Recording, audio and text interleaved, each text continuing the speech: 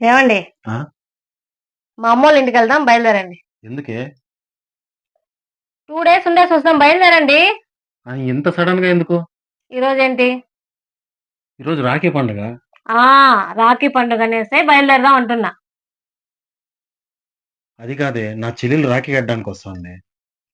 నీ చెల్లెలొస్తుందనే మనం వెళ్దాం అంటున్నాను. అసలు నా చెల్లెలు రాఖీ కట్టడానికొస్తే నీకీ వచ్చిండే ఇబ్బందేందే? నీ చెల్లెలు వస్తది. ఆ! రాఖీ కట్టడానికొస్తుంది కదా! అవును. నీ చెల్లెలు రూ. 10 రాఖీ తీసుకొనొస్తుంది. నువ్వేమో నీ చెల్లెల్ని చూడంగానే కరిగిపోతావు. నీ జేబులో ఉండే ఒక 10,000, 5,000 తీసుకెళ్ళి ఆమె చేతిలో పెడతావు. ఇదంతా చూసి నా కడుపు కాలిపోయింది.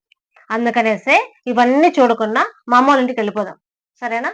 మీ చెల్లెలు ఇంట్లో ఎవరు లేరనుకోని వాళ్ళ ఇంటికెళ్ళిపోతుంది. అయినా సంవత్సరానికొచ్చే ఒక పండగ. ఈ రాఖీ పండుగ. అన్నా చెల్లెళ్ళకున్నటువంటి బంధాన్ని గూడా దూరం చేస్తున్నారు ఈ సమాజంలో. ఇలా తయారయ్యేందుకే? చదువుకున్న దానివి అందులో. అంత మాత్రం తెలీదని.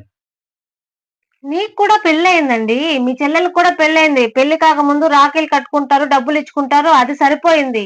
ఇప్పుడు నీ చెల్లెలికి పెళ్లయిపోయింది. నీకు కూడా పెళ్ళయింది. ఒక భార్య ఉంది. 2 పిల్లలున్నారు. మన గురించి ఆలోచించండి. నీ చెల్లెలు రాంగానే వేలు వేలు ఇచ్చేసంటే మనమెలా బాగుపడేది? పెళ్లయిన తర్వాత రక్త సంబంధం అనేది తెగిపోతుందా? తెగిపోదు గదా! మరి మీ చెల్లెలు రాంగానే నువ్వు డబ్బులిస్తావు కదా! అట్‌లీస్ట్ ఒక నెలకు ఒక 10,000 పంపించినా గానీ సంవత్సరానికి రూ. 1,00,000 అయితది. ఇలా లక్షలు లక్షలు నీ చెల్లెలికి ఇచ్చుకుంటా పోతే ఇంక మనకు మిగిలేదేముంది? అయినా తనొచ్చి నీ మీద ఏమన్నా గొడవ పడుతుందా? నాకు రాఖీ కట్టడానికే కదే వస్తుంది. రాఖీ కట్టేది డబ్బులు కూడా తీసుకొనెళ్తుంది కదా! ఎప్పుడు డబ్బు, డబ్బు, డబ్బు, డబ్బు. సంవత్సరానికి ఒకసారి వస్తుంది రాఖీ పండుగ. ఆ రాఖీ పండుగ రోజు కూడా నా చెల్లెలొచ్చి నాకు రాఖీ కడుతుంటే నువ్వు ఆపుతున్నావెందుకు? ఎప్పుడు డబ్బు, డబ్బు, డబ్బు. తనకేం నేనేం రాసిలేదే. నీకున్నది నీకు ఉన్నది. తనకున్నది తనకే పెట్టాను. ఆస్తులు కూడా రాసిచ్చేసేయ్. రేపు మనం బయటకెళ్ళి అడుక్కు తిందాం. అది నా తండ్రి ఉండింటే ఇలా ఉండేదా? ఆ! మీ నాన్న మీ చెల్లెలికి కూడా భాగం పెట్టాడుగా! మళ్ళీ ఎందుకు నీకంత బాధ? ఆపే. రాఖీ పండుగ అన్న రోజున ప్రశాంతంగా ఇద్దరిని కలుసుకొని అసలు అసలు నీకు రాఖీ పండుగ అంటే కేవలం డబ్బులిచ్చేదే అనుకుంటున్నావేమో. రాఖీ పండుగ అంటే ఒక అన్నా చెల్లెళ్ళ మధ్య, అక్కా తమ్ముడు మధ్య ఉన్నటువంటివి అనుబంధం. రక్త సంబంధమే రాఖీ పండుగ. రక్షాబంధన్ అనేసి ఎందుకంటారో తెలుసా? అన్న చెల్లెలికి రక్షణగా ఉంటాడు అని చెప్పి ఒక మాట ఇవ్వడానికి. చెల్లెలు తన అన్నకి రాఖీ ఎందుకు కడుతుందంటే, నేను నీకు ప్రేమతో ఉంటాను అనే ఉద్దేశ్యంతో రాఖీ కడుతుంది. కానీ నువ్వు ఇవాళ నిన్న గాక మొన్న వచ్చిన దానివి, నా చెల్లెలిని నన్ని దూరం చేయాలంటాను. చదువుకుంటే సరిపోదే, సంస్కారం కూడా ఉండాలి.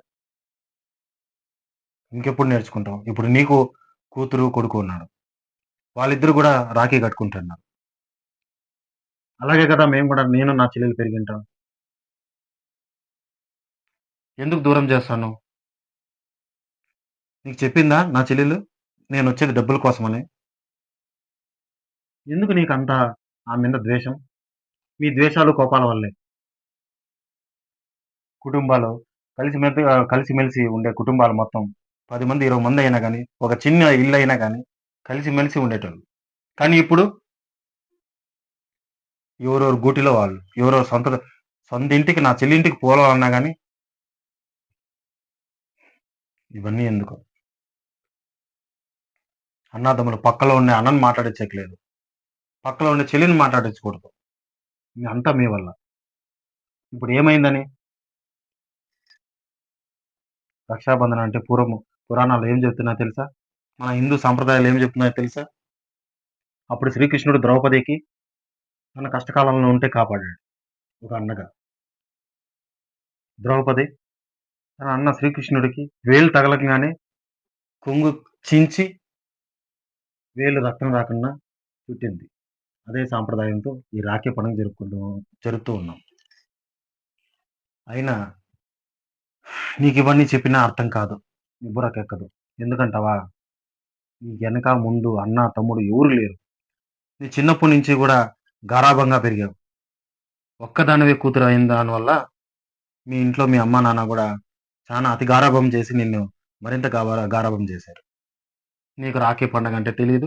రక్షాబంధన్ అంటే అస్సలు తెలీదు. ఇంకేం నేర్పుతావు నీ పిల్లలకి? అన్నా చెల్లెలు విలువేం తెలుస్తుంది. అక్కాతమ్ముల యొక్క బంధం ఏం తెలుస్తుంది.